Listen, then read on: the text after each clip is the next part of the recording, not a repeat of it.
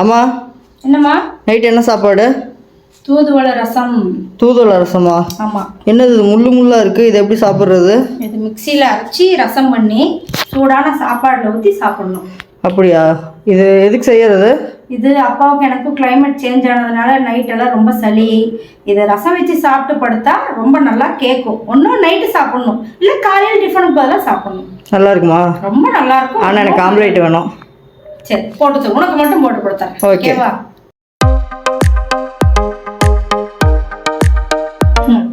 பாருப்பா, ரசத்துக்கு வேண்டியான பொருள் எல்லாம்: சீரகம், குருமிளகு 2 ஸ்பூன், கொத்தமல்லி 1/4 ஸ்பூன், கொள்ளு 2 ஸ்பூன், சின்ன வெங்காயம் ஒரு 5-6, வெள்ளைப்பூண்டு 3/4 கட்டை, கொஞ்சமாக கருவேப்பிலை, ஒரே ஒரு மிளகா போதும், ஒரு தக்காளி, இது 2 அறுத்து போட்டுடலாம், பெருங்காய கட்டி, அப்புறமா இந்த தூதுவளை தலை. இது அப்படியே போடுறது தான், அந்த முள்ளோட அந்த குச்சியோடு அப்படியே போடுறது தான்.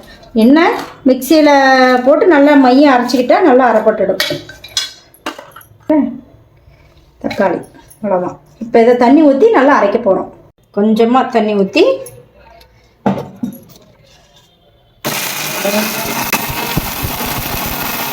கை வைக்க முடியாது, முள்ளு குத்தும். அதனால் பாருங்கள், இப்படி இப்படி குத்தி விடணும்.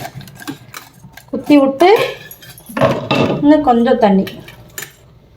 எப்படி மணமாக இருக்கா? கம்ம கம்மன்னு.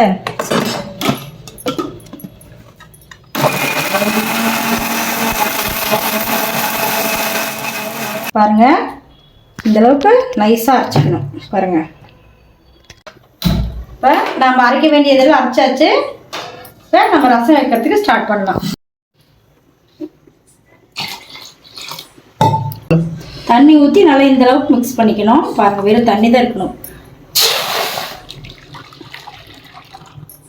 எண்ணெய் கிண்ண தாளிக்க வேண்டியது எதுவுமே வேண்டியதில்லை. தாளிக்க வேண்டிய அவசியமே கிடையாது. இந்த அரைச்சி வச்சதை ஊற்றி அந்த உப்பு போட வேண்டியது தான், அவ்வளோதான். ஜாரக்களி உள்ளே ஊற்றினா முடிஞ்சா? உன்னுடைய பாணியில் ஜாரக்களி உள்ளே ஊற்றுறது தான். கையே எல்லாம் அதிலே கழுவிடுறது தான். கொஞ்சம் உப்பு போட்டுக்கலாம். இது எவ்வளோ தண்ணி ஊற்றணும், என்ன இது அளவு? இருக்கு காக்க இருங்க. நீங்கள் பாட்டுக்கு ஒரு சொம்பு ஊற்றுனீங்க, ஜாரை கழுவுனீ உள்ளே ஊற்றிட்டீங்க. அளவு சொல்லணும்ல, எப்படி செய்வாங்க பார்க்குறவங்க? கரண்டி எடுத்து கலக்கினா நமக்கு தெரியும். இந்த அளவுக்கு தண்ணியாக இருக்கணும். பக்கத்துலேயே நிற்கணும், இல்லைன்னா பொங்கி கீழே போயிடும். இது பொங்கும். ஓகேவா? இன்னும் கூட கொஞ்சம் தண்ணி ஊற்றலாம். கொஞ்சம் கெட்டியாக இருக்கிற மாதிரி இருக்கு. கொஞ்சமாக ஒரு 2 கரண்டி அளவுக்கு.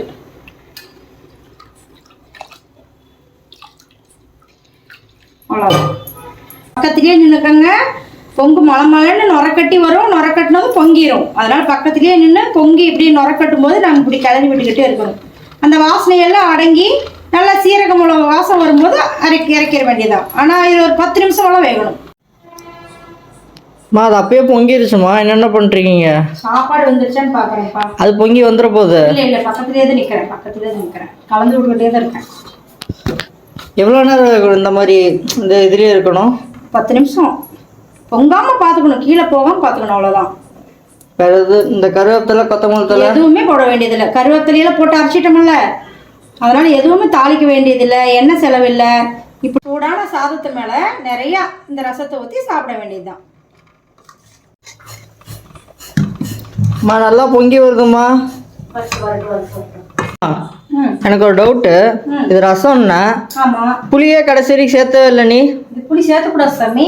புளி சேர்த்தனா அந்த தூதுவளையோட மகத்துவம் வந்து குறைஞ்சிடும். ஆனால் ரசம்னா புளி சேர்த்துனா தானே அது ரசம். இல்லை, புளி சேர்த்தாத ரசம். புளி சேர்த்துனா என்ன ஆகும்? புளி சேர்த்துனா அந்த தூதுவளையோட மகத்துவம் குறைஞ்சிரும். இப்போ நமக்கு சளி இரும்பலுக்காகவே தான் இது வந்து ஒரு கஷாயம் மாதிரி. ஆனால் நல்லா இருக்கும். ஆனால் புளி சேர்த்துனா அந்த தூதுவளையோட மகத்துவம் வந்து குறைஞ்சிரும். சரி, இது ஆயிடுச்சு, அவ்வளோதான். அந்த வாசம் அடங்கினதெல்லாம் வடிச்சு வச்சுட்டேன். அந்த வாசம் அடங்கினதெல்லாம் கண்டுபிடிச்சா அது தெரிஞ்சா அது அவ்வளோதான் ஆயிடுச்சு அர்த்தமா? இப்போ அடுப்பை ஸ்லிம்ல வச்சு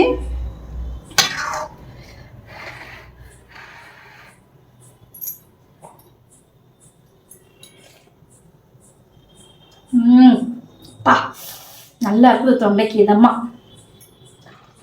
அவ்வளோதான் ரெடி.